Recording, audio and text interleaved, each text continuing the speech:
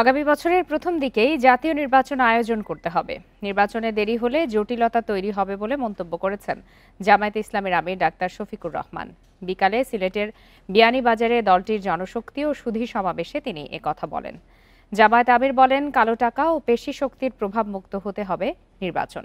অতীতের মতো নির্বাচন মেনে নেওয়া হবে না।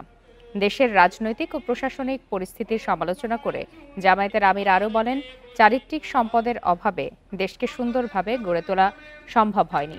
এ কারণেই প্রত্যাশিত লক্ষ্যে পৌঁছাতে পারেনি দেশ।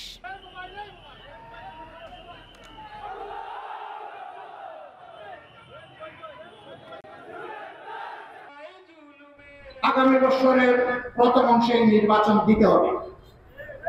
নির্বাচন বিলম্বিত হলে কিছু জটিলতা সৃষ্টি হবে, এগুলো আমাদের আছে।